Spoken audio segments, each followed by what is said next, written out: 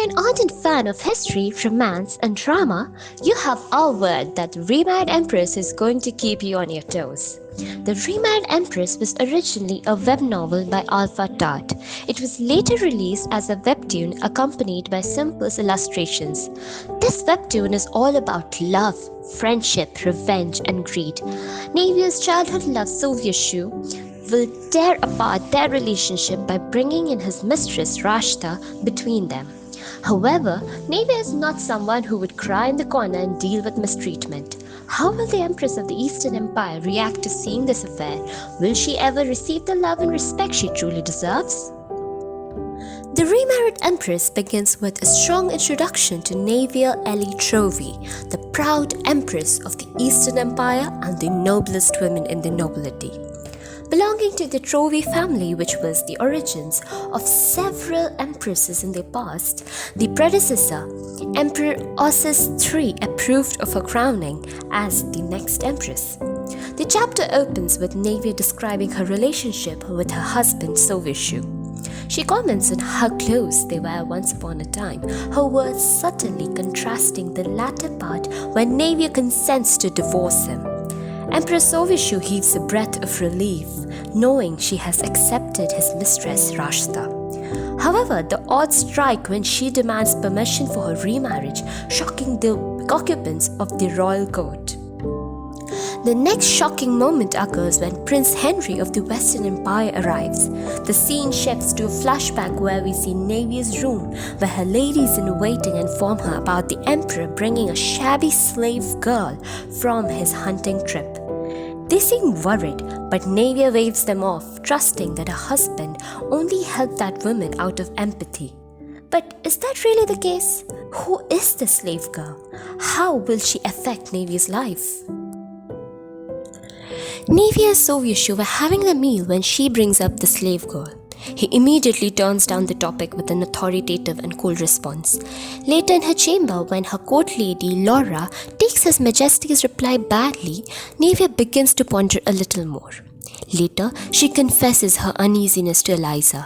She demurely consoles her, validating her emotions, saying her betrothal at a young age makes it very natural to have a fear of a husband loving a mistress over his wife. She further assures her that even if the slave turns out to be the emperor's mistress, she could never join the social circle of the nobility because of her status as a runaway slave. The emperor refutes the claim of the girl being a runaway slave, but rather someone who was injured by one of his traps. It is an unbelievable claim for the empress. The scene shifts to Navier overhearing a couple of nobles talking about the new woman.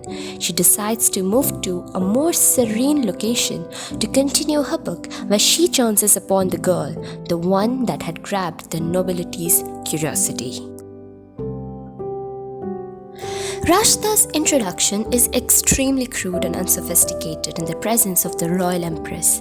The unkempt rudeness surprises her, as she is inexperienced with the poor etiquette of a slave. Rashta tries to reach her in all the wrong ways when Laura hinders her attempts. She is met with contempt from the empress's ladies. She attempts to introduce herself once again and asks the empress how she must address her. Navier's answer is crisp.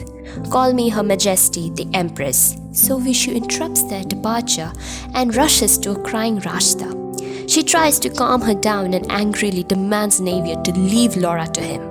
This angers Navier, who defends her lady-in-waiting. However, Sovieshu believes Laura deserves a punishment for calling his guest a filthy wench.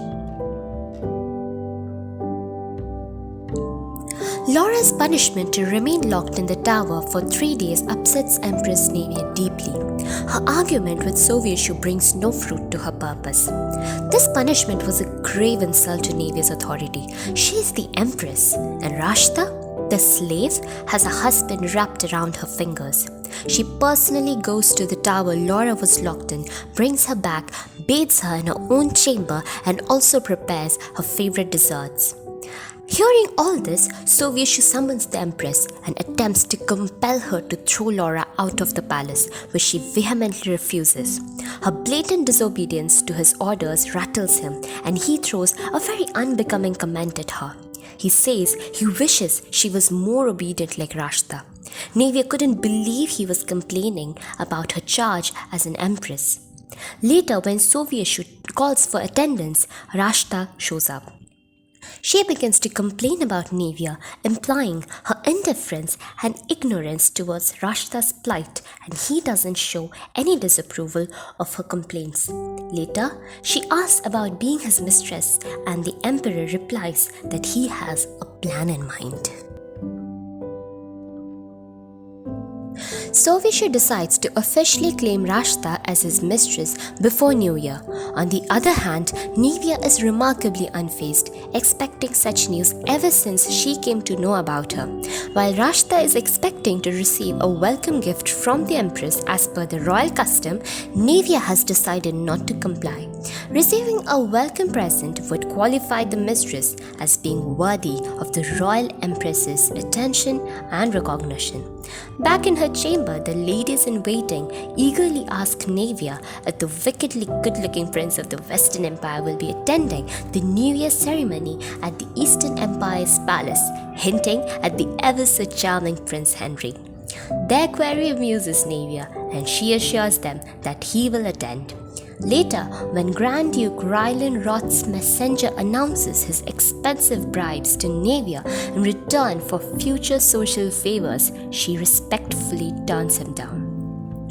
After a while, they are greeted by Rashta's unexpected arrival, who strolls into the Empress's private chamber. Her appearance is like a water fairy, simple yet sweet. Navier greets her stonily, but her slight accent of politeness vanishes when Rashta says she wants to get along with her sister.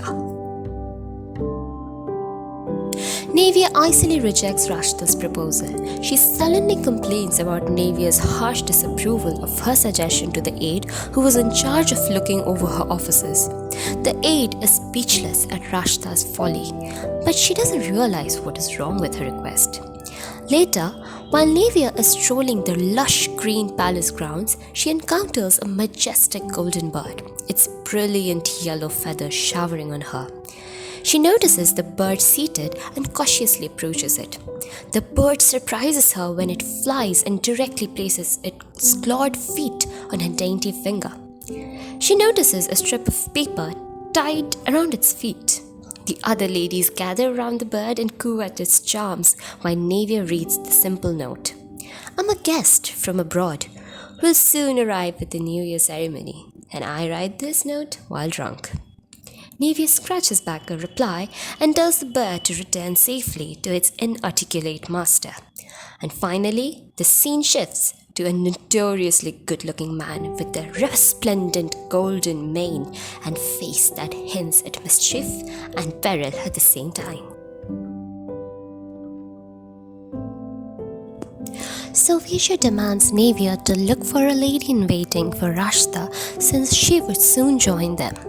Her own ladies-in-waiting are furious at the emperor's unscrupulous demands, but Navier says she couldn't have done anything but given. She invites the daughters of high-ranking elite families to her tea party and requests some of them to step in as Rashta's lady-in-waiting. She's careful not to voice her origins, but rumors travel faster than air. The ladies who gather to help in the Empress's favor express their reluctance to wait on the runaway slave turned mistress. Later, the majestic bird visits again with a new note attached to its leg. Navier smiles and returns the bird to its mysterious master with a new reply and affectionate peck. This comforting moment doesn't last for long as Sovieshu blames Navier for the rumors of Rashta being a runaway slave. Sovieshu accuses Navier of circulating rumors about Rashta. She refuses his claims with the grace of a rightfully brought-up noble lady. However, after his angry departure, she feels heartbroken. She quietly escapes to a secret spot, the place she finds her lonely solace in. Her momentary bout of grief is interrupted by the majestic bird again, who brings her another note. She's surprised as the bird notices her wayward tears and comforts her. Touched by the sweet gesture, she names bird Queen. In the next scene, a charming young man is quite upset that Navier has chosen a female name for him. He's only greeted by an angry bluebird who turns out to be his aide. He waves him off, claiming that he's only evaluating the lands of the empire. Please remember your possession, your Imperial Highness. What are the odds that the beautiful golden bird is Prince Heinrey, the first in line to the throne of the Western Empire? The next morning, Rashta finds her way into Navier's secret spot, which displeases her. She harshly rebukes her and asks her not to return to the West Palace in the future. Rashta is upset when the Empress refuses to befriend her and rushes to Sovieshu for comfort. The Emperor visits Navier and throws daggers of resentful words, breaking her heart. Rashta is delighted to hear that Sovieshu has made a scene at the Empress's palace in her defense. She's ecstatic with the expensive chair that he presented her.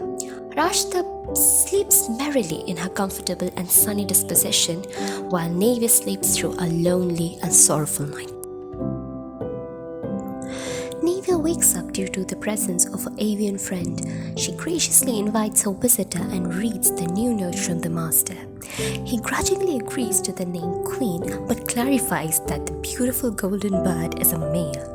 The day comes and Navier is momentarily bewitched by the beautiful man who steps out of the carriage. The golden mane frames his angular boyish face and charming purple eyes. Heinrey, the royal prince of the Western Empire, stands tall at her gate.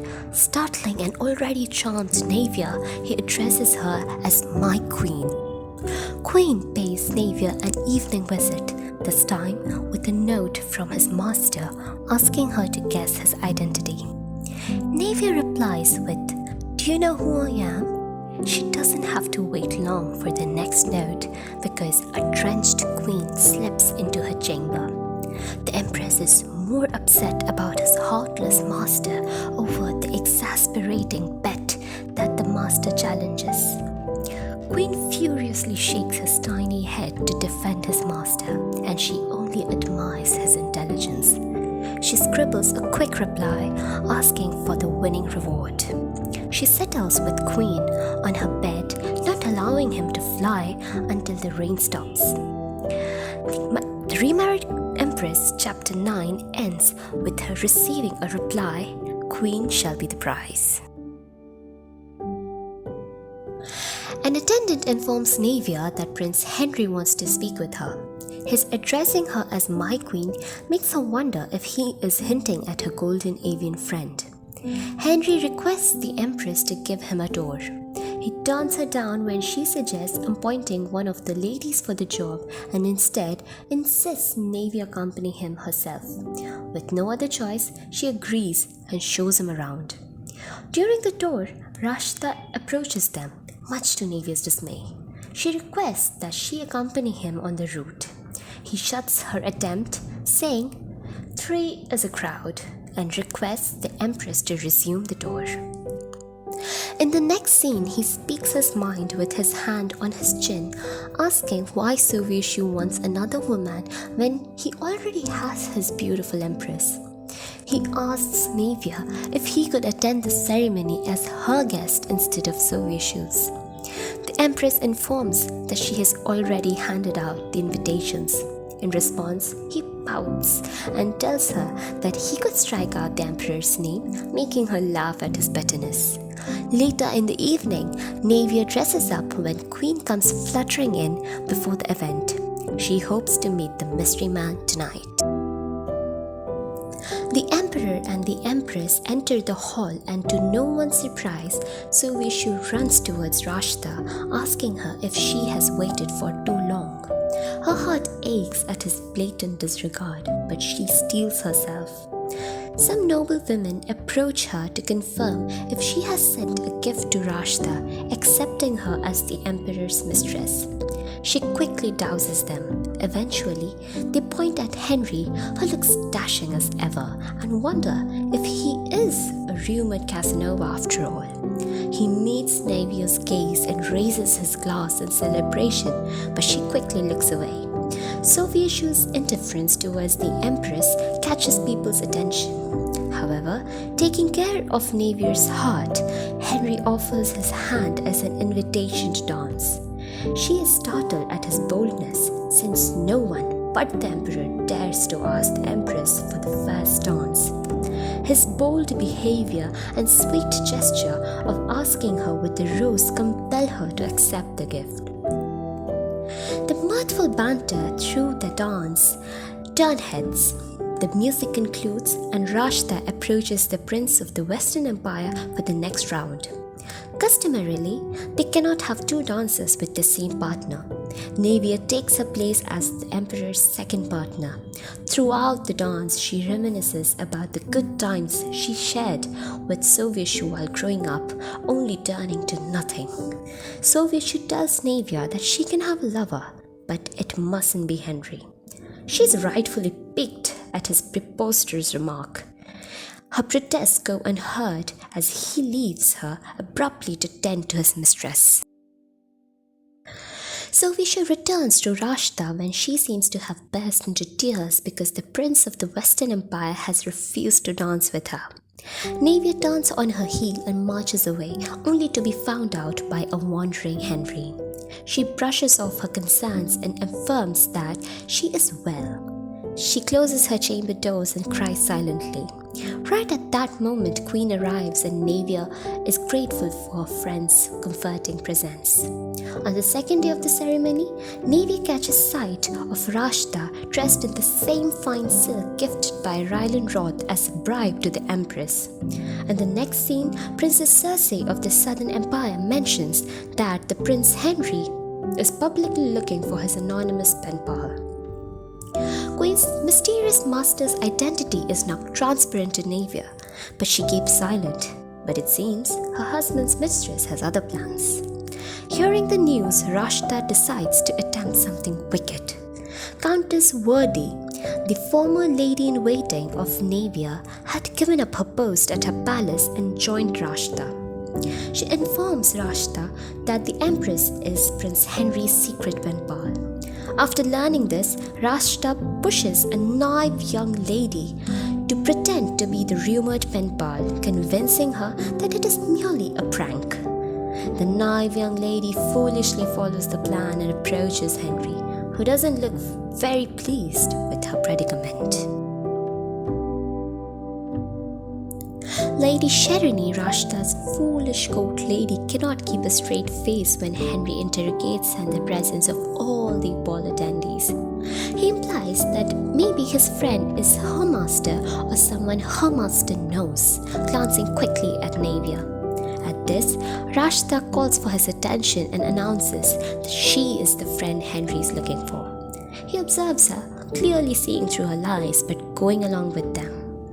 A final dinner is arranged on the last day with the Eastern Empire's most important guests. Navier knows that Prince Henry and Grand Duke Kaufman of Lupt are the main attractions of the last banquet. Grand Duke Kaufman is an elite magician who was at the top of his academic year. On the other hand, Princess Circe whispers that Henry is being too friendly with Rashta after she reveals she is his pen pal. But the so-called friendly companionship isn't going as she wished. Navier no longer cares about Sovieshu allowing Rashta to participate in important banquets. But she couldn't ignore the growing animosity between him and the Prince of Western Empire. Rashta bursts into tears, accusing Henry that he is being too hard on her only because she is not a noble woman. In response, he blames her for lying to him first, thinking little of his status. Sovieshu defends his mistress furiously, but Henry barely listens. Sovieshu unsheathes his sword and points it at him, challenging a duel to defend his woman's honor. Navier steps in immediately after the argument escalates. She urges Sovieshu and Heinrey to cease their violent acts and elegantly dismisses the guests, thanking them for their attendance. Rashta pops up beside her, imitating her demure farewell to the guests. Her actions aggravate their empress, and she questions the mistress about the false rumors regarding the gifts. She grows agitated at her words, crying that Navier is being mean. Sovieshu and Heinrey walk in on them, and the former's attention fixes on his mistress's crying state. He accuses Navier of being harsh on her, but she firmly stands up for herself. She demands the emperor clarify the false rumors in her name. Heinrey watches the empress speaking for herself with her head held high. He realizes he's falling fast and hard for the empress of the Eastern Empire. Interrupting them, he assures the empress that he will help her stem the rumors. In the next scene, Henry's aide rushes in and pulls him away with the pretext of work. Meanwhile, Navier's court ladies are relieved that the golden-haired prince is a perceptive man and did not fall for Rashta's lies. At that moment, Queen visits them with another note, and the empress is delighted to have him after a long time. To avoid any more rumors, she replies, "Let's remain pen pals." Rashta pleads to Sovieshu to let her attend the special banquet. While Sovieshu doesn't want to disappoint his mistress, he can't keep her wish either. Having no other choice, he approaches Navier to make an exception in her guest list. Her dilemma turns into annoyance when he mentions Rashta. She makes it clear she will not be replacing any of her guests in favor of his mistress. In the banquet, Navier politely thanks Grand Duke Kaufman for his attendance, and he replies in equal fervor. He brings up Rashta and observes that in Lupt, the Imona, the queen, executes the Imots, the king's mistresses. The empress knows that the laws are very different in their states, and harming Rashta wouldn't bring her favorable results. Heinrey walks up to her and clarifies that he will respect her wishes. He further says that he only wanted the relationship to become public because he is his first real friend. Being a royal in the line of the throne, he is surrounded by wolves and not friends. Navier knows being born with the weight of the crown from a young age and understands his disposition. The Remarried Empress Chapter 15 ends with Rashta relishing the attention she's receiving, but her pleasure morphs into horror when she spots a very familiar looking face in the crowd.